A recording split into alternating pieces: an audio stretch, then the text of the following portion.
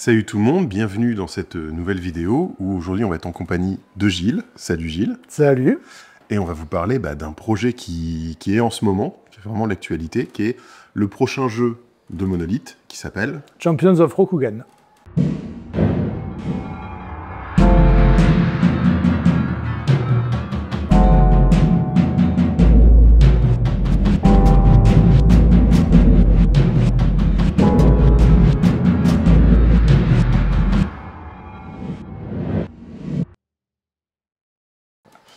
Le projet est actuellement en cours de financement au moment où on est en train de tourner la vidéo. Il nous reste un peu moins d'une semaine. C'est ça. Jusque mercredi prochain au soir. Mais, comme c'est sur la plateforme GameFound, il y a une petite fonction qu'on a activée qui s'appelle le Endgame. Alors non, il n'y a pas plein de héros Marvel qui vont débarquer. Mais en fait, ce qui se passe, c'est qu'après, il prolonge un compteur. À chaque fois qu'il y a un pledger qui vient, ça se rallonge de 10 minutes. Ce qui fait que tant que tu as des gens qui débarquent, techniquement la fin ça peut être le 3, mais ça peut être le 5, ça peut être le 4. C'est rigolo, je connais pas cette fonction. Ouais, ils ont cette fonction qui est assez marrante. En fait, je pense qu'ils ont dû faire ça en pensant à nos pledgers, puisque ça arrive fréquemment qu'on ait des campagnes qui finissent par exemple à minuit. Et à minuit, on reçoit un email pour dire je n'arrive pas à pledger, qu'est-ce qui se passe? Et donc peut-être que voilà, c'est une façon comme une autre de gérer le problème. Et donc c'est assez marrant comme fonction. C'est pas bon pour le sommeil. Parce que du coup on se couche pas. Toi t'es sur F5? Ouais, sur ta 30, tu regardes, tu dis oh purée, oui, c'est pas fini, je peux pas dire merci encore. Donc c'est assez particulier, mais c'est assez marrant. C'est un jeu dans le jeu, quoi. Ouais. C'est super. Moi, je connaissais pas du tout cette fonction, c'est vachement chouette. C'est assez récent, ça doit être de début d'année, je pense. Ouais. Pareil, il y a une fonction sur GameFound qui est très intéressante, qui est, alors j'ai encore mangé le nom, le fait de payer sur... Le Stretch Pay, Le Stretch Pay. C'est vrai que là, on est sur un jeu à 199 €. C'est ça. C'est ça. Hors taxe, ouais. Et on a un Stretch Pay à 19 €. Pour payer en 10 fois, quoi. Ouais, pour payer en 10 fois. C'est vachement chouette, mine de rien. C'est vrai que c'est pratique dans un budget, en fait... étalé comme ça sur l'année, 20 balles par mois plutôt que 200 balles d'un coup. Mais pour nous, c'est d'autant plus pratique que... donc, ce qu'on fait en ce moment, c'est qu'on a des prix d'entrée de jeux qui sont plus élevés qu'avant. C'est-à-dire que la moyenne, maintenant, c'est à peu près 119, et là, on est à 199. Mais par contre, le prix de sortie est beaucoup plus bas sur des gros projets coup de cœur où il y a beaucoup de matériel comme ici, puisque en fait, le prix d'entrée, c'est le prix de sortie. C'est-à-dire que toutes les figurines, tous les plateaux de jeu, tous les blés qu'on voulait mettre, tout est dans une seule offre. Ce qui fait que le ticket, pour ceux qui veulent tout, finalement, est moins élevé. Et en même temps, il y a, en tout cas moi ça devient un sujet comme un autre, mais il y a la question de la place, tu vois, où c'est pareil, tu as tout rangé dans deux boîtes qui sont harmonisées pour qu'il y ait tout au même endroit, ce qui t'évite, s'il me faut le dragon machin, attends, je vais dans telle boîte, mais non, c'est vrai que ce soldat, lui, est dans l'autre petite boîte. En fait, ça t'évite complètement ce truc-là, et ça permet aussi, en fait, ce qui était vraiment sympa pour nous sur le projet, c'est un des premiers qui est comme ça, c'est le fait que du coup, les scénaristes, ils ont un pool énorme d'outils pour faire ce qu'ils veulent. Et donc, tu vois, sur le jeu, on a 19 scénarios, et ils sont vraiment tous extrêmement différents. C'est pas sauver la princesse, sauver la sœur de la princesse, sauver les frères de la sœur de la princesse. Donc là-dessus, en fait, ça a permis de faire une offre comme ça, très contenue, avec beaucoup de matériel, mais où tout est très contenu. Et le Stretch Pay, pour ça, c'est sûr qu'effectivement, ça aide aussi. Ouais, c'est pas mal comme idée. On a déjà fait une première vidéo où on présentait un petit peu le projet, c'était quand on s'est vu à Troll et Légendes. C'est ça. Où est-ce qu'on en est 3 mois après? Donc là, le plan de financement, le financement la campagne marche bien. Ouais. On est d'autant plus content que, malgré tout, côté États-Unis, entre les tarifs, les histoires, même un peu tout ce qu'on voit dans le monde, on s'en sort plutôt bien. Non, on est assez content puisque là, le jeu, on est sur les derniers mois de relecture, petit maquettage, etc. Donc ça, pour nous, c'est vraiment très sympa puisque dans le temps, je dirais, on faisait des projets où on pouvait... réellement tout boucler, des fois 7 mois après, 1 an après, alors si vraiment il y a du retard, même 1 an et demi après. Et en fait, c'est un assez gros, soulagement de savoir que tu es déjà très proche de la fin. Donc là, en fait, les campagnes, ce qui est très bien, c'est que, en fait, les campagnes, pour nous, c'est un double intérêt. En tout cas, pour moi, c'est un double intérêt vraiment intéressant on peut toujours trouver quelques coquilles que les gens relèvent, mais encore plus que les coquilles, ce qui peut être intéressant pour moi, c'est notamment, tu prends le livret de règles qui, pour moi, est un sujet éternel de qu'est-ce que tu mets d'abord, comment tu expliques, etc. Et il y a cette partie où, tu sais, quand tu as, admettons, un premier pledger qui dit « j'ai pas trop compris ça », puis un deuxième, puis un 20e, tu te dis « bon, alors vraisemblablement, soit pour une région du monde, soit tout court, c'est pas expliqué comme il faudrait », et ça te permet justement de faire un peu les bons ajustements. Et ce qui est très intéressant sur Champions of Rokugan, c'est donc on est sur un jeu qui est tiré de l'univers de la légende des 5 anneaux. En fait, ça permet totalement de prendre la température aussi de ce que les gens aimeraient. Ce qui fait que, notamment pour la suite de la gamme, puisque nous, quand on sort nos jeux, l'idée, c'est de les entretenir. Ça permet justement de voir en fait, ce qui manquerait, qu'on pourrait rajouter après, etc. Donc, en fait, les campagnes, c'est toujours un très bon moment pour être sûr qu'on se dirige dans la bonne direction, aussi après. Ouais. C'est marrant parce que typiquement, j'ai failli t'envoyer un message à 2 jours après le lancement pour dire c'est dommage qu'il n'y ait pas de Nezumi quand même. Ouais. Mais après, en vrai, tu vois, le problème, c'est que je compare ça en Game of Thrones en encore plus riche. Oui. C'est-à-dire que dans une boîte, mettre tous les personnages qui le méritent, c'est impossible. Oui. Et en plus, on a commencé par naviguer sur les eaux avec FFG, même si maintenant il faut dire Asmodée, puisque c'est vraiment partie d'Asmodée, la partie où on a vraiment essayé de suivre leur timeline avec ce qu'ils ont fait, ce qui est prévu, etc. Mais, alors là, tu auras eu un peu une exclue d'ailleurs, parce que la faux sortira peut-être entre deux, mais c'est pas garanti. Donc là, ils sont extrêmement contents aussi de la campagne. Et en fait, ce qu'ils voient bien aussi par la campagne, c'est que beaucoup de gens qui, on va dire, avaient boudé l'univers suite au rachat de FFG et aux jeux de cartes, etc., qu'ils ont fait, et du reboot de la timeline, de ce qui se passait dans l'univers, reviennent jeter un œil, en fait. Ah bah oui. Et donc, il n'est pas du tout impossible que on va dire, ce qu'on peut s'autoriser à faire va fortement s'agrandir. Donc, tu vois, on pourrait même très bien faire une boîte Legacy avec des persos qui, théoriquement, ne sont plus là, mais qui vont être là quand même, etc. Donc, je pense que ça, c'est vraiment pas mal. En fait, j'espère que c'est un projet qui, à terme, va permettre à 2 familles de se réunir à nouveau, tu vois, pour n'en former qu'une seule. Alors, certes, il y aura toujours un oncle qu'on aimera charrier ou autre, mais globalement, je pense qu'il y a moyen de faire quelque chose de vraiment intéressant. C'est un univers qui le mérite. Moi, clairement, j'ai toujours dit, c'est un univers extrêmement riche. Donc, mais c'est un univers, on en parlait justement avec l'un des pontes d'Asmodée qui, lui, gère toute la partie Légende des 5 Anneaux. En fait, c'est le problème de cet univers, c'est par exemple le même que Star Wars. C'est qu'en fait, tu as un tellement grand nombre de fans qui sont tellement hyper passionnés que c'est très... Enfin, je veux dire, les tensions montent très vite. Alors, parfois pour pas grand-chose, parfois pour des raisons beaucoup plus justifiées, je dirais. Mais c'est sûr que c'est une grande famille, quoi, dans tous les sens du terme. Donc, il y a les petites querelles. Ouais. Mais justement, je te disais ça pour les Nezumi, parce que c'est quelque chose qui a été révélé juste après. Oui. Je crois que c'était révélé le lendemain du jour où je me suis dit, c'est ça, ouais. Dommage, le deuxième jour, je crois, c'est le deuxième ou troisième jour. Ouais, il y a des Nezumi, il y a les Nagas aussi. Il y a les Nagas, alors après, à terme, c'est pas impossible qu'on en rajoute d'autres encore. Les chiens d'outre-monde, là, qui sont magnifiques. Enfin, voilà. Ah ouais. En fait, il y a quelques bonnes surprises, là, pour la fin, je pense que... Il y a des persos qui ont été beaucoup demandés. Je pense que du coup, on va exaucer beaucoup de souhaits d'un coup en s'approchant de la fin. D'accord. Parce que tu m'avais dit à Trolls et Légendes que justement pour cette campagne, il n'y a pas de stretch goal. Non. Mais vous aviez pensé à un truc pour entretenir tout le long de la campagne. C'est ça. En fait, on a fait 2 mini-histoires en reprenant une partie de la carte du monde, ce qui permet aussi aux gens qui ne connaissent pas de découvrir un peu des régions et de se poser la question, mais qu'est-ce que c'est ça en fait ? Et donc tous les jours, on fait des votes pour que les gens puissent choisir s'ils veulent plutôt révéler ci ou plutôt révéler. Sachant qu'on révélera tout, effectivement. Hein, clairement, il n'y a pas de pas de chance, tu n'auras pas ce magnifique dragon, par exemple. C'est pour ça qu'on l'a mis dès le début, d'ailleurs, comme ça il y est. Mais donc voilà, l'idée, c'était vraiment de faire un peu de type. En fait, nous, on aime bien tester des choses. Alors, on teste pas n'importe quoi non plus, puisqu'on le rappelle, il y a toujours de l'argent quelque part, donc on n'est pas la française des jeux. Mais par contre, il y a vraiment ce côté où... En fait, tu sais, la question souvent sur les campagnes, c'est qu'est-ce qui marche pas, qu'est-ce qui intéresse les gens, qu'est-ce qui intéresse pas les gens. Et nous, on aime bien les campagnes où tout est clair dès le début. Et en même temps, en fait, il y a toujours une partie du public, alors qui n'est pas si majoritaire, hein, mais qui aime bien qu'il se passe quelque chose pendant 2 ou 3 semaines, tu vois. Voilà, c'est un feuilleton à suivre un peu. Bah oui, et donc voilà, il y a tout ce côté d'animation, mais sans faire le jeu du est-ce que tu vas débloquer ça à 463 000 ou pas ? Bonne question. Et donc, en fait, tu vois, par exemple, pour moi qui ai l'habitude d'entretenir toute la partie campagne avant et pendant, en fait, c'est beaucoup plus relaxant aussi. Tu vois, c'est-à-dire que là, moi, ma seule vraie question maintenant, c'est de me dire, alors, est-ce que demain, ils vont plutôt voter ça ou ils vont plutôt voter ça ? Alors, des fois, je suis totalement étonné. Ah, bah tiens, ils sont partis là-dessus. Mais il y a vraiment ce côté où... Alors après, moi, j'aime bien les stretch goals monétaires, hein, ça me dérange pas dans l'absolu. Mais en fait, clairement, il y a un côté beaucoup plus franc à dire, en fait, vous aurez ça. Alors, je comprends totalement les gens qui veulent l'illusion de... Mais en fait, des vrais stretch goals monétaires, alors c'est pas que ça n'existe pas, mais c'est assez rare. Et à cette ampleur-là de projet... Mais après, encore une fois, c'est des choix d'orientation. Tu vois, c'est pareil, nous, souvent, on fait...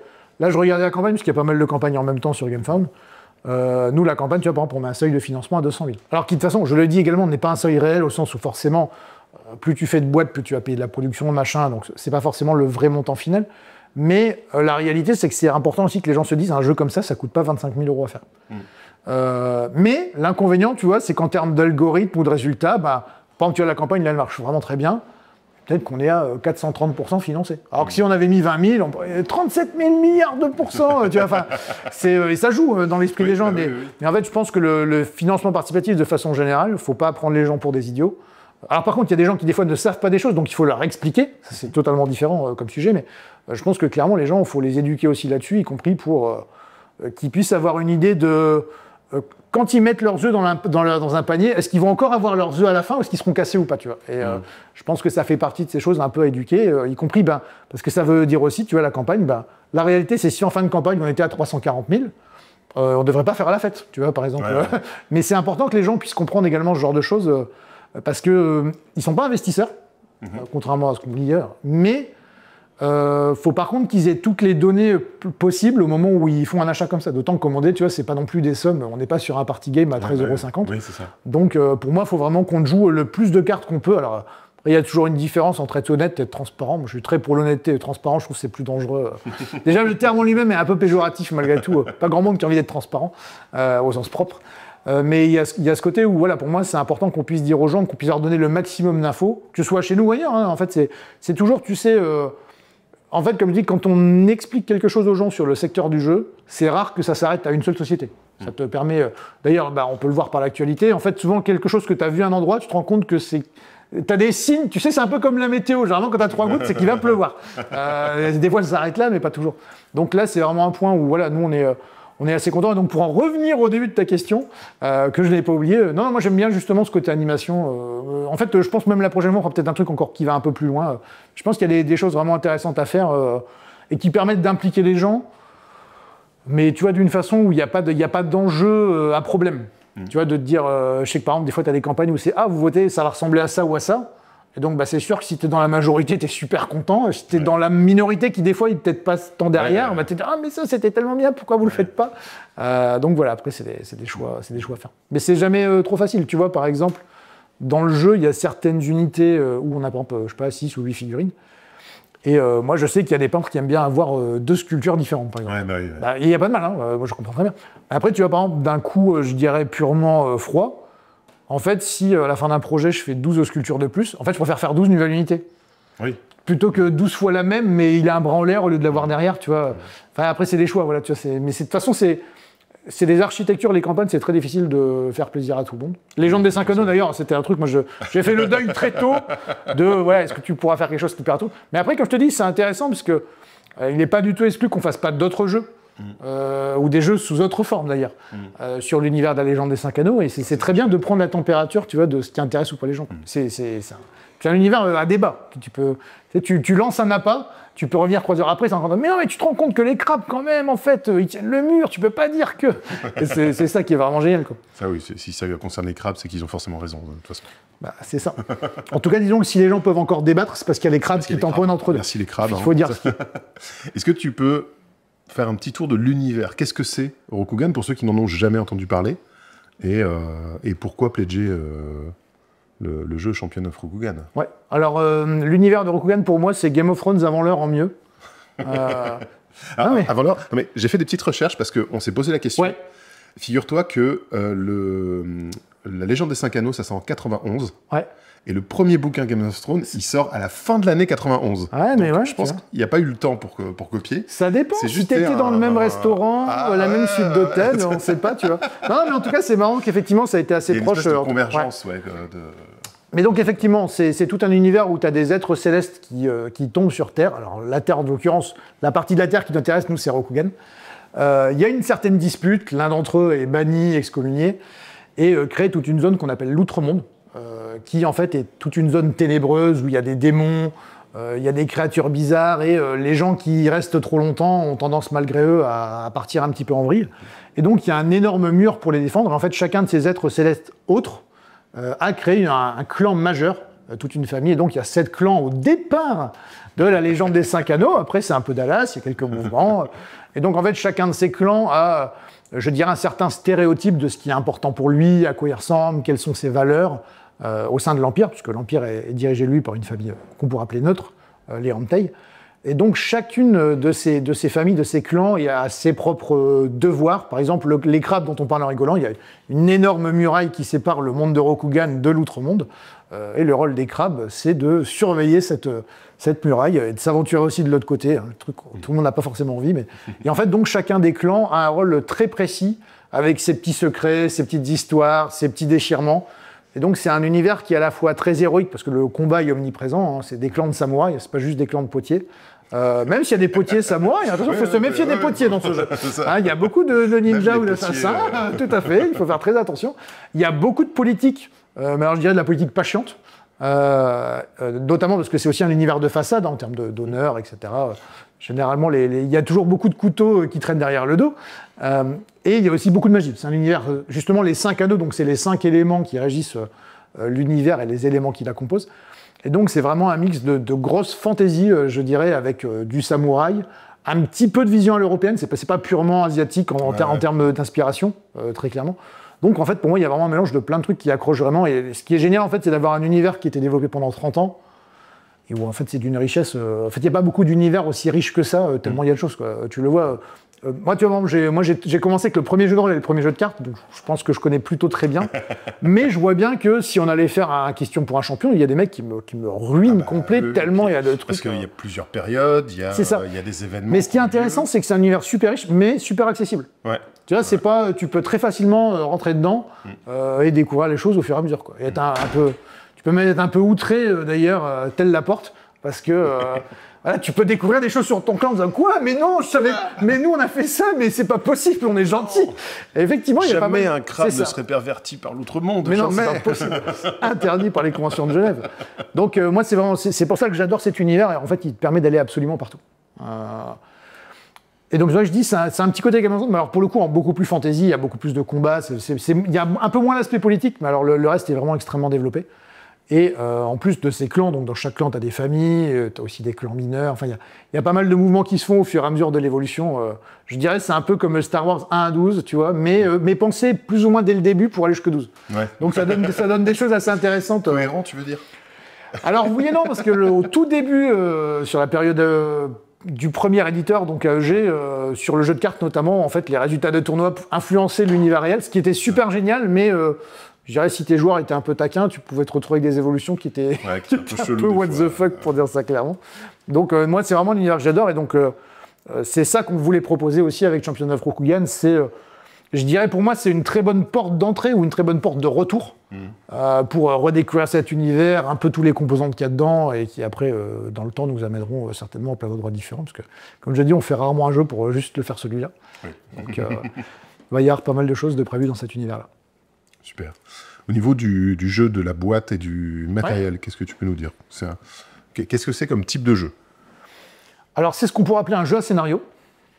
Donc, on va avoir des champions issus de différents clans qui vont se regrouper pour affronter une menace, qui peut être l'outre-monde, mais qui peut être totalement autre chose, y compris un autre clan. Ça peut arriver. Ça peut arriver souvent, même, vous allez dire, effectivement. Et donc, ces scénarios, on pourrait être joués soit individuellement, soit en campagne. On a un peu les deux types. Et donc d'abord, on a plusieurs types de scénarios. Il y a les scénarios d'aventure qui sont plus classiques, je dirais à la Conan ou autre, où vraiment, on va avoir une mission, tu sais, un peu en mode l'agence touriste. On débarque, il se passe quelque chose, on résout le problème et on va au suivant. Il y a le mode investigation, donc là, qui lui se rajoute une composante où on aura un deck de cartes, alors qui n'est pas toujours le même. D'ailleurs, contrairement à ce que j'ai vu où les gens pensent que tu as le deck et à chaque fois c'est le même deck, en fait, il y a une base de deck qui peut être agrandi ou pas en fonction d'à quel point on veut que ce soit difficile de trouver les éléments qu'on cherche ou pas. Il y a des symboles en bas des cartes, ça. Voilà. Ouais. Et alors après, ce qui se passe aussi, c'est que sur les cartes, il y a par exemple des cartes d'investigation qui vont avoir des répercussions avec des comportements plus négatifs. Ou par exemple, si tu interroges les gens à un moment où c'est le dimanche matin, il est 6h, peut-être qu'ils vont pas t'accueillir aussi sympathiquement. Tu vois, que si tu es au milieu du barbecue à 14h et qu'ils étaient invités. Et donc, en fait, tu peux avoir une partie du deck, en début de partie, à chaque fois, tu as un deck à composer. Tu vas avoir des scénarios où quand tu enquêtes et que tu te rates, les conséquences vont être vachement plus fâcheuses que d'autres. Tu en as d'autres qui vont pouvoir t'orienter plus sur certains types de pistes, etc. Donc en fait, ce deck-là, il est très malléable. Et c'était aussi un souhait des scénaristes, justement, de pouvoir faire... En fait, il ne faut pas que l'enquête, tu aies l'impression de faire exactement la même chose à chaque fois. Oui, c'est ça. Tu peux la rejouer, le deck, il n'est pas pareil. C'est ça, exactement. Et je pense qu'aussi, une partie qui sera intéressante, c'est les gens qui feront leur propre scénario. où là, je pense qu'il y a aussi, surtout les rôlistes, je pense qu'ils s'en priveront pas. Il y aura vraiment matière à faire. Et le troisième type qu'on a, c'est qu'il y a le type de bataille. Donc, c'est pas un vrai wargame, mais par contre, c'est effectivement une version plus stratégique et avec plus de figurines sur la table. Stratégique au sens où, en plus des arbitrages que tu as déjà à faire dans le jeu en temps normal, et en fait, il y a des nouvelles règles où tu vas pouvoir repousser des régiments, tu vas pouvoir les suivre. Donc, il y a tout un jeu tactique de mouvement en plus à rajouter, et également sur le fait que les régiments, entre guillemets, les figurines sont beaucoup plus endurantes, puisqu'en temps normal, c'est en gros une figurine égale ce qu'on pourrait appeler une unité, et là, c'est plusieurs figurines qui en représentent une. Et donc, tu as aussi les zones, tu sais, qui ont une certaine contenance maximum, qui forcément là, avec les unités, se remplit très vite. Donc, tu vas pouvoir attaquer de plus loin. Donc, en fait, voilà, il y a vraiment toute une partie de mouvement qui est, je dirais, beaucoup plus creusée que dans le scénario normal. Et alors après, tous les autres composants du monde de la légende des 5 anneaux, on a aussi voulu les inclure. Donc, c'est-à-dire, par exemple, ce qui change beaucoup des jeux à mission, donc là, tu as un concept d'honneur. En fonction de ce que tu vas faire comme action, tu peux gagner ou perdre des points. En fonction du personnage que tu vas choisir, tu vas démarrer avec beaucoup ou pas beaucoup de points, qui reprendra un peu tout ce qu'il y a dans l'univers. Et en plus des conditions d'un scénario, donc tu as ce qu'on appelle le seuil de victoire honorable. En fait, tu auras un certain nombre de points à la fin de la partie que tu dois avoir. Et si tu l'as pas, tu peux avoir réussi d'autres objectifs. Bah, c'est raté, en fait. C'est raté, que tu peux pas... Tu peux pas gagner en fait, non. Tu peux... de manière sale. C'est ça. Alors, il y aura peut-être des gens qui feront un peu sale à table, mais en tout cas, il faut des gens devant qui fassent semblant que c'est propre. Donc, à la fin, il faut quand même que tu aies un certain score. Et donc, c'est pareil, comme je te disais, ça peut être le fait de fuir un combat, ça peut être le fait de faire un combat alors qu'il y a déjà 3 personnes de ton camp contre une seule en face, qui est quand même pas très glorieux. Il y a pas mal de points comme ça qui peuvent faire perdre ou gagner, également pendant les scénarios selon tes décisions. Dans des scénarios où il faut sauver des villageois, mais peut-être tu vas vouloir te consacrer à une autre partie de ta mission, mais du coup, c'est pas très honorable pour les... Donc, il y a vraiment des arbitrages à faire sur toute cette partie honneur. Et pareil, donc dans tes jets de dés, tu peux modifier certains dés en perdant de l'honneur, mais fatalement, tu vas pas aider ton groupe et tu vas pas forcément t'aider non plus. Et l'autre composante qui vient s'imbriquer dans celle-ci, c'est la gloire, qui en fait, dans le jeu, va te permettre au fur et à mesure de ton avancée de score d'avoir des petits bonus. Tu auras des jetons pour te donner des améliorations durant la partie. Et si tu es même très avancé, de te baisser ce seuil de victoire honorable. Et en fait, la gloire, c'est aussi un petit moyen qui va permettre pour les gens qui veulent de te mettre une petite compétition, mais ce que j'appellerais une compétition saine, c'est-à-dire que le jeu, tout le monde le gagne ou tout le monde le perd.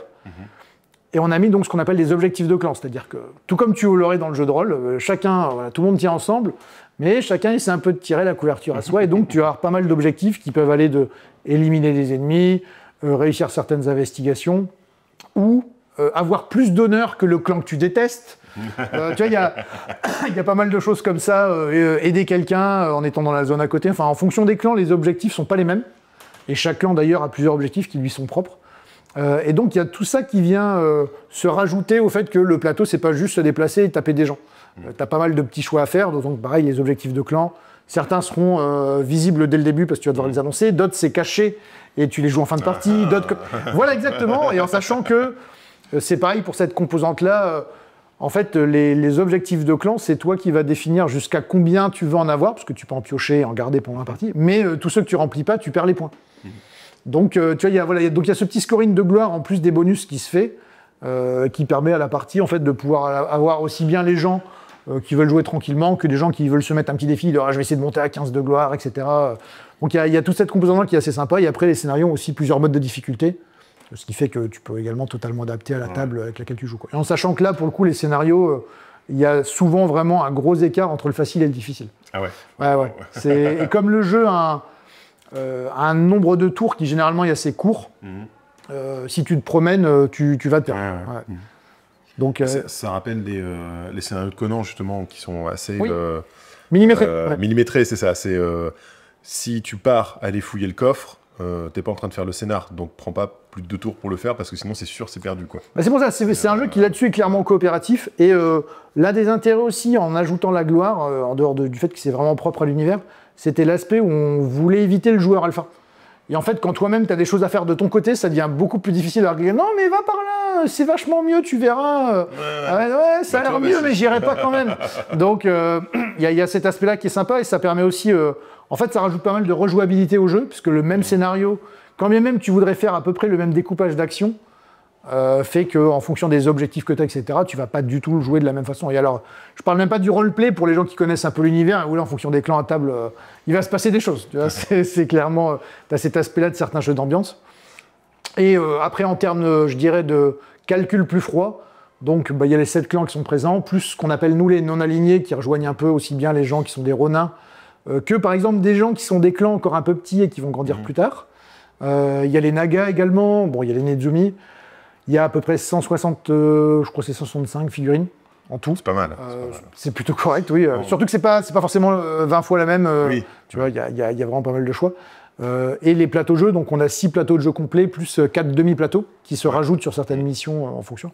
Donc en plus, il y avait, parce qu'il y a ce côté rôliste pour nous aussi, tu vois, on voulait que même quelqu'un qui dirait tiens, je ressortirais bien mon matériel, faut que ça couvre voilà, un gros éventail de... c'est clair que perso, moi le jeu, bon alors j'ai carrément accroché aux règles, je trouve que la mécanique de jeu elle est super chouette et tout, et j'ai vraiment envie d'y jouer. Mais en plus, j'ai envie d'avoir les figurines pour faire du jeu de rôle, pour les sortir à mes joueurs en campagne, tu vois, en mode... Tiens, moi, de toute façon, là, je vais pas te cacher que la campagne terminée, je vais me reculer un peu du jeu, parce que j'en ai eu beaucoup en quelques temps. Mais par contre, je suis déjà en train de réfléchir, j'en parlais sur Discord il y a pas longtemps, justement, tiens, attends, mais dans un scénario, j'utiliserais bien ça, et je ferais bien tel cliffhanger, etc. Donc, non, c'est sûr que ça va. Puis j'ai déjà des joueurs en mode, je vais prendre tel personnage, tu vois, ils savent exactement faire ça, ils ont déjà leur avis. Donc ça va être effectivement vraiment sympa, oui, c'est clairement un matériel qui va pouvoir être utilisé pour le jeu de rôle aussi. Au niveau de la rejouabilité, justement, tu disais, donc il y a 19 scénarios avec 3 modes de difficulté. C'est ça. Répartis en 3 types, donc aventure, investigation et bataille. Ouais. Et il y a donc 7 clans majeurs. Techniquement, en gros, tu pourrais dire qu'il y a 9 factions. Avec chacune son deck d'objectifs de clan, chacune son pouvoir de clan, parce que chaque clan a aussi un moyen qui lui est propre de gagner de l'honneur, de sorte que ça aussi, ça va influencer le fait que tu vas jouer tes parties différemment. Et chaque champion sur sa fiche a, en plus de pouvoirs qui lui sont propres, il a une technique secrète qui va demander certains anneaux, donc qui sont sur les dés élémentaires, un certain nombre d'anneaux de chaque type, pour pouvoir déclencher un effet supplémentaire, qui peut aller de combat à du mouvement offert aux autres, on leur donne des points de ki, enfin, il y a beaucoup de capacités différentes. Mais ce qui est intéressant, c'est que donc, tu vois, notamment sur le combat, il y a 5 éléments, et dans les 5, il y a 2 offensifs et 2 défensifs. Et donc, fatalement, tu vas être obligé de faire des choix sur ton jet, puisque tout le monde jette soit 4D, soit 5D, selon à quel point il est doué et les mots-clés dont il dispose. Ce qui fait que tu peux pas avoir un personnage qui va être ultra bon en attaque, et puis qui en même temps va être ultra bon en défense, et puis qui en même temps va faire une super capa. Et donc en fait, tu as vraiment cet arbitrage de est-ce que là, ce tour-ci, c'est plus important que je fasse des dégâts, c'est plus important que je fasse ma technique, c'est plus important que j'absorbe. Et donc il y a tout ce côté-là qui se joue, puisque les combats, donc toi, tu vas faire tes jets et tu jettes pour l'ennemi en même temps. Donc ça, c'est pour gagner un peu de temps, parce que le jeu, par contre, est très stratégique là-dessus. Les ennemis, en fait, ce qu'on pourrait donc appeler l'IA, il y a 6 comportements de base pour l'ennemi, qui eux-mêmes des fois ont des sous-types. Ce qui fait qu'en fait, dans un scénario, tu peux avoir des ennemis qui eux vont vraiment venir t'attaquer. Tu as des comportements qui vont faire que des ennemis vont essayer de s'enfuir avec des objets, d'autres où ils vont chercher, tu en as d'autres où c'est de la patrouille. Donc, selon les scénarios, tu peux avoir des sensations qui vont être très très différentes, y compris sur une même unité. Tu sais, t'as pas le côté je joue un pic, bon bah c'est toujours un pic qui fait boum, et puis voilà. D'un scénario à l'autre, il va avoir des comportements très différents. Et ça, tu vois, comme ce qu'on expliquait tout à l'heure pour le reste, je suis très curieux de voir aussi ce que les joueurs en feront en faisant leur propre scénario. Tu vois, ça c'est... je pense qu'il y a un très gros potentiel là-dessus de liberté pour faire des scénarios. C'est pour ça que souvent les scénarios, il y a même plusieurs actes, parce que justement, en fonction de ce qui va se passer, tu vas avoir des comportements qui vont complètement changer. Ouais, c'est bien ça. Et donc sur les 9 factions jouables, comme tu disais, dans la boîte, alors pour l'instant qui est annoncé, je ne sais pas si ça va changer, il y a 3 personnages par faction. Donc, c'est ça, il y en a 3 par faction. Certaines factions en ont un 4e, c'est très rare. Ce sera le cas des non-alignés, les gens le verront quand ce sera terminé. Et il en reste un qui traîne. Et sur son bateau, là, il prend la route. Et donc, on en aura 3 pour l'instant. Alors évidemment, justement, plus le jeu va se développer, plus on en aura d'autres par la suite. Et après, tu as également des compagnons qui, eux, peuvent venir t'escorter si tu joues à moins de 5 joueurs, voire si tu joues en solo, mais qui peuvent être joués aussi en tant que champions normaux. Donc en fait, techniquement, tu as 4 choix par clan quand tu joues. Donc, ça fait comme 36 choix, t'as un peu de marge avant d'avoir fait le tour, quoi. C'est pas mal. Disons qu'on aura le temps d'en proposer d'autres quand tu auras fait le tour, normalement. Donc, mais ça, tu vois, c'est pareil. On a fait les héros en essayant de respecter tout ce qu'a prévu Asmodée sur la gamme. Mais là, forcément, quand on va étendre, on va à la fois pouvoir faire ce que nous, on avait envie de faire, même si c'est déjà en partie ce qu'on a fait, attention, il ne faut pas détourner mes paroles, mais on va aussi pouvoir faire en fonction de tout ce qu'on a vu, parce que Tu vois, par exemple, nous, on l'a vu au tout début de la campagne, on a fait un vote, quel clan préférez-vous? On a dévoilé dans ce temps-là. Et on a eu de grandes surprises. Il y a des choses que tout le monde voyait venir. Enfin, en tout cas, si on sait quels clans sont bien ou pas bien. Mais par contre, on a eu des surprises. Et ça, effectivement, c'est intéressant, parce que moi, je note absolument le moindre nom. Tu vois. Il y a peut-être quelqu'un qui va s'amuser à mettre des faux noms, même, où je vais galérer à retrouver. Dites-nous dans les commentaires, quel est votre clan clan préféré. Clan et héros, ouais. Et donc, non, de toute façon, ça, à terme, on va monter. Et je pense que c'est pareil, tu vois là, actuellement, le jeu, sauf certains scénarios particuliers, c'est chacun joue un clan différent. Mais évidemment, une fois qu'on en aura 5 par clan, il y a certainement d'autres façons de jouer qui vont se débloquer ou se démocratiser en tout cas. C'est-à-dire, techniquement, si tu joues à 3, est-ce que tu peux jouer 3 persos du même clan avec 2... Alors, dans l'absolu, non. Mais je dirais, après, ça reste un jeu qu'il faut aussi penser comme une boîte à outils. C'est-à-dire que, en fait, dans l'absolu, si tu avais envie de jouer 3 personnes du même clan, la seule partie qui peut être un peu compliquée, c'est les objectifs de clan. Mais en soi, ce serait pas vraiment un frein, ce serait pas un coup de frein à main. Donc ça peut totalement être joué autrement. Donc ça, je pense que oui. Et comme je te dis, de toute façon, nous, il y a des scénarios déjà où c'est prévu que tu puisses jouer le même clan. Donc il y a d'ailleurs des scénarios où tu affrontes un clan aussi, là où tu choisis un clan à peu près, et puis hop, c'est tout le clan d'en face, et puis hop, tout le monde va dessus. Donc non, il y a des, en fait, il y a des scénarios. Ils ont tous une bonne rejouabilité, mais par contre, il y a des scénarios où vraiment, effectivement, c'est très ouvert. Et où là, tu peux faire des choses vraiment très très différentes. Tu vois, y compris même tout simplement, des fois, tu as des scénarios où, dès le début, tu vas devoir choisir est-ce que, par exemple, tu vas aider les grues ou aider les lions. Et du coup, c'est certes sur la même... Je pas les grues. Bah voilà, c'est sur le même plateau, mais ce sera pas le même chantier. Tu vois, donc il y a beaucoup d'options, en fait.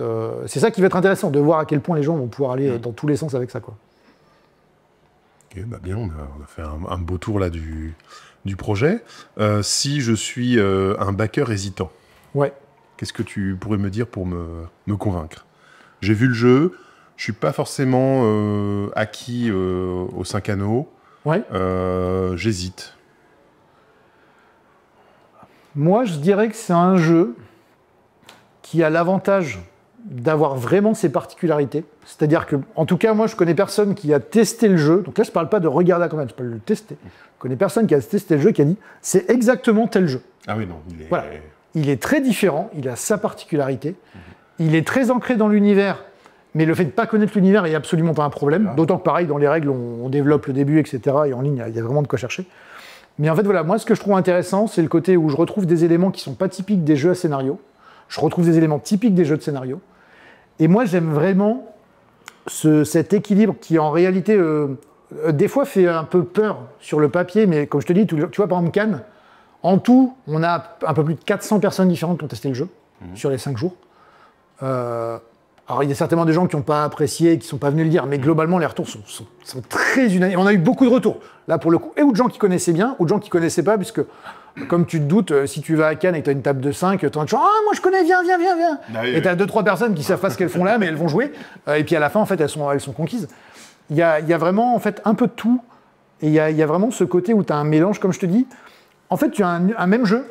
Si tu veux la jouer complètement en coop, tu peux jouer complètement en coop. Si tu veux la jouer coop, mais si tu veux te mettre une petite compétition, tu peux.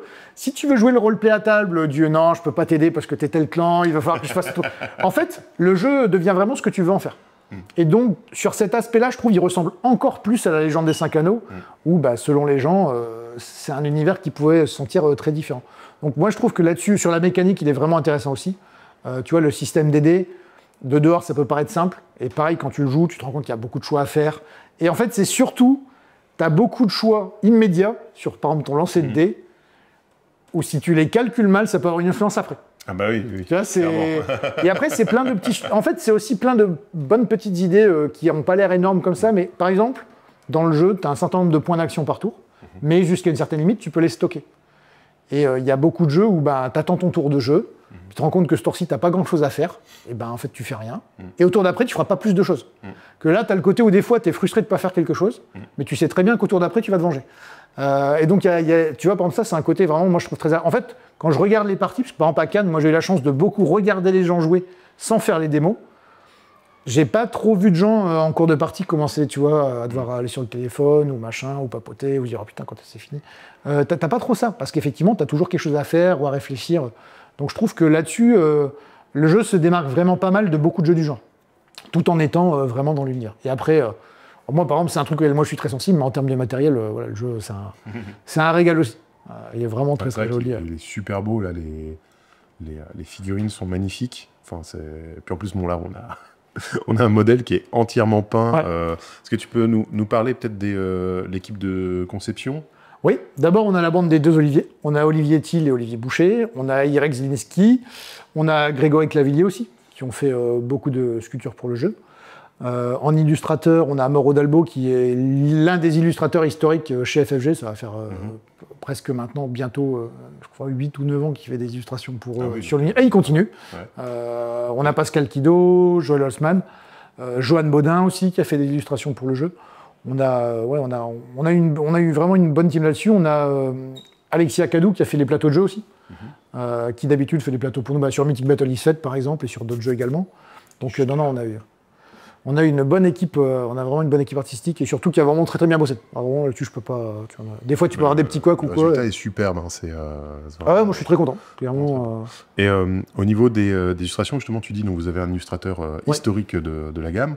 Est-ce que vous reprenez les illustrations existantes pour le jeu de rôle et le jeu de cartes ou il y a de la création? Il y a les deux. On a des illustrations qui sont de ce que nous on aura rajouté, des illustrations qui viennent déjà de ce qui appartient à Asmodée, et on a même des illustrations entre guillemets pour lesquelles on avait déjà du choix, c'est Asmodée, mais Asmodée disait on a ça, mais ce serait peut-être mieux si vous pouvez faire une nouvelle version. Et donc on a remis un petit coup, on a mis au goût du jour certaines des illustrations. Donc non, mais pour moi l'illustration ça fait partie des points très importants sur l'univers. 30 ans de jeu de rôle, ça laisse 30 ans de jeu de rôle et de jeu de cartes, c'est difficile de dire que l'illustration n'est pas importante quand même. Vraisemblablement, il y a quand même une partie vraiment qui... pour moi, ça fait partie des choses qui ont vraiment façonné l'univers d'ailleurs. Et c'est même très valable encore maintenant. Je veux dire, tu vois, je parle pour la partie francophone par exemple de la Légende des 5 Anneaux, mais que ce soit... Enfin, la plupart des gens qui étaient chez Cyrose à l'époque, encore maintenant, chez eux, ont tous un bout de L5R qui trône sur un mur ou c'est pas un trauma ou autre, c'est vraiment une fierté encore maintenant d'avoir fait partie, ou de faire partie toujours de cette aventure-là. C'est le cas de Croc d'ailleurs aussi, qui maintenant est chez Edge et donc travaille aussi, tu vois, entre autres, sur le jeu Légende des 5 Anneaux, tu vois. Enfin, il y a une continuité, oui, tu vois, il y a une grosse continuité. On retrouve toujours les mêmes au même endroit, de toute façon. Ah bah c'est sûr, mais de toute façon, nous, c'est pareil, tu vois, le tout début du projet, les gens de chez Asmodée FFG jouent à nos jeux, on joue à leurs jeux, on papote, et puis bon, ouais, c'est comme ça que ça se fait, hein. C'est comme ça qu'on fait des bébés. Bah ouais. C'est souvent comme ça. Génial, super. Bah, est-ce que tu as un dernier truc à ajouter sur ce jeu, sur ce projet? Oui, si je fais le marchand de tapis, je dis aux gens de vite se dépêcher sur la campagne et de ne pas oublier de pledger. Mais je vais surtout justement remercier tous les gens qui ont déjà soit pledgé, soit qui sont venus dire « Ah ben, je pense que c'est pas un jeu pour moi, mais vraiment merci, je vois que vous êtes démenés, c'est excellent, etc. » Puisque là, comme je te dis, en fait, moi, ce qui me fait super plaisir, c'est que je gère les commentaires, je vois aussi bien des gens qui connaissent pas l'univers, mais qui trouvent ça intéressant, des gens qui jouent depuis quelques années, ou des gens qui clairement disent « Moi, ça fait 15 ans que j'avais pas jeté un coup d'œil. » Waouh, je revis ma fougue, ma jeunesse pleine de fougue, et qui retourne dedans, quoi. Et ça, vraiment, c'est un truc pour moi génial, quoi. En fait, d'avoir réussi à retoucher des anciens fans, des fans actuels et des futurs fans, voilà, pour moi, c'est le jackpot. Trop bien. Bah, merci beaucoup. Bah, merci à toi. Et puis merci de nous avoir suivis. Voilà, dites-nous ce que vous pensez de Champions of Rokugan dans les commentaires. On va très bientôt avoir une vidéo de partie pour voir comment ça se passe. Et en plus, une vidéo avec des belles figurines toutes peintes et tout, peintes par Rémi Tremblay. C'est ça, Rémi Tremblay et Elliot Berger. Voilà, bah, coucou à eux. C'est vraiment très très beau. Ouais. Vous verrez ça très bientôt. Bon, on vous met des petites photos pour voir ça. Ça m'a permis de remettre mon niveau de peinture en perspective. Pour ceux qui ont suivi, je fais toujours, mais il y a eu il y a un mois ou deux, je dirais, sur les streams matinaux, comme ça, je peins pendant 1 heure de 8 à 9. Rémi passe souvent, et il était en train de les peindre, et de s'en plaindre, et de dire « Oh, je me sens nul, tout ce que je fais, c'est de la merde, et tout. » Je me disais « Oh là là, mais qu'est-ce qu'il est en train de faire ?» Et là, je laissais dans les mains, je suis en mode « Alors, tu vois, on va faire un hors-sujet de 2 minutes de fin. Rémi est incroyable pour moi parce qu'il a une vraie modestie. Tu sais, tu as beaucoup de gens qui disent « Non, mais je suis pas si... » Mais il le pense. Donc c'est une vraie modestie. Mais en vrai, moi, si je devais lui donner un surnom, c'est l'insolent, quoi. Non, mais enfin, il y a trop de concentré de... Tu vois, tu peux pas croire à une répartition égale dans l'univers, tu sais. Il y a quelqu'un en passant, il a attrapé quelques trucs, et il en a plus que les autres, c'est comme ça. Non, Rémi m'impressionne toujours sur ce qu'il fait. Mais même en termes de mentalité, comme je te disais tout à l'heure, ça a dû se faire vite. Rémi, oh là, c'est quasi impossible, j'en suis.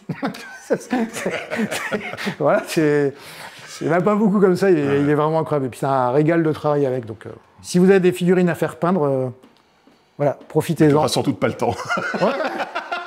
Non, il trouvera. Mais non, vraiment, moi je suis toujours très impressionné. C'est génial ce qu'il fait. Voilà. Coucou Rémi, si tu vois cette vidéo. Et Elliot aussi.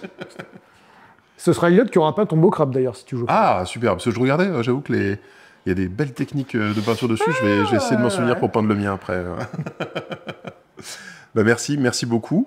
Je propose de finir avec une petite intervention de quelqu'un qui ne connaît pas du tout l'univers des 5 anneaux, mais qui a un avis sur le jeu quand même. Et donc là, on est avec Newen qui a découvert le jeu, mais qui ne connaît absolument rien du tout à l'univers de la légende des 5 anneaux, et du coup, on va pouvoir avoir son avis de néophyte sur ce jeu. Parce que tu as joué, tu as déjà fait 2 parties. Oui. Tu as vu les figurines, tu as vu le matériel de jeu. Je les ai vues pas peintes, et maintenant que je les ai vues peintes. J'ai joué au Fige avec toi, quand on y était fin février. On a fait une première partie où on avait réussi... j'ai fait 2 fois le même scénario, pour ceux qui ont déjà peut-être testé, ou d'autres. C'était un scénario d'enquête. Voilà, on n'ira pas plus loin pour ne rien spoiler, voilà. Que j'ai fait 2 fois. On a gagné la première fois qu'on l'avait fait. Ensuite, on est allé à Trolls et Légendes ensemble, mais toi, tu étais très occupé ailleurs. Et il y avait des amis à moi, Ibana, Ripou, si vous passez par là, et Letfaus, avec qui on a fait une partie et on s'est fait laver terriblement. Alors que tu connaissais déjà le scénar. Et je connaissais le scénar, et j'essayais de pas trop anticiper parce que je savais ce qu'allait se passer. Donc je voulais pas anticiper mon placement, mais bon voilà, on réussit à rattraper, et finalement ça se passe très très mal. Globalement, comme j'ai rien voulu dire, et que je savais ce qu'allait se passer, je voyais le placement, et effectivement quand ça s'est un petit peu agité, il s'est passé des choses, mais c'était très drôle quand même si bon, ils étaient un peu sur leur fin, je pense qu'ils y reviendront quand même. Pour le coup, moi je suis rôliste, mais je n'avais pas encore touché aux 5 anneaux, parce que j'ai déjà trop de choses en cours, mais en fait... Pas de nains surtout. Oui, voilà, et puis voilà, on allait au Fige, à peu près une semaine après, on est allé en boutique et je l'ai acheté. Je sais pas si tu te souviens, j'ai acheté le jeu de rôle. Ah mais oui, c'est vrai que t'as acheté le bouquin de... Une semaine après, c'est vrai. Oui, bon, j'ai lu 2 pages pour l'instant, mais oui, voilà, je vais commencer à le relire. Mais oui, il y a une certaine... Il y a quelque chose dans le jeu qu'on ne voit pas ailleurs. En fait, déjà, il y a l'esprit coop. Moi, j'aime bien le coop. Oui, il y a un esprit coop, mais qui n'est pas totalement coop, où on peut... certains diront Némésis, mais c'est pas encore pareil. Ça va être très chouette à jouer en campagne et en enchaînement. Il faut voir que c'est pas du cooputatif. On n'est pas sur un truc où on va se trahir à un moment pour gagner. On gagne tous ensemble de toute façon. Mais on va se faire des petits coups pour s'en sortir mieux que le copain, quoi. Voilà. Mais c'est pas un truc où on va pas jeter quelqu'un sous les roues pour... De toute façon, si tu jettes quelqu'un sous les roues, t'as perdu. Donc, oui, voilà. Bon, il y a des fois où on n'aura peut-être pas sauvé la personne, mais on verra. Mais oui, non, c'était très chouette. Il y a un vrai travail sur les scénarios aussi, sur le côté on sait pas trop où on va dans l'enquête. Un petit côté chance aussi, il faut quand même le dire, même sur les dés. Les dés dont on ne parle pas assez, mais la mécanique de D8 avec des phases différentes. Des 10. Des 10 C'est des 10. Ah, c'est des 10. Il y a 5 anneaux. Des 10, 5 anneaux, oui, bien sûr. Avec les éléments, à faire comboter les éléments selon ton personnage qui donne des pouvoirs spéciaux ou qui peuvent donner de la défense ou de l'attaque. Enfin, on en dira plus dans la partie de démonstration, bien entendu. Mais ouais, c'est un vrai coup de... c'était notre coup de cœur du Fige, à tous les deux. Et puis ça reste un jeu qu'on a surveillé et puis qu'on va de toute façon pledger parce qu'on a envie de le jouer. Bah oui. Merci. De rien. Merci à vous d'avoir regardé cette vidéo. On vous dit à très bientôt, donc dans vraiment pas longtemps pour une partie entière pour voir comment on joue. Et puis à très vite pour des lives et des tutos peinture. Voilà. À très vite.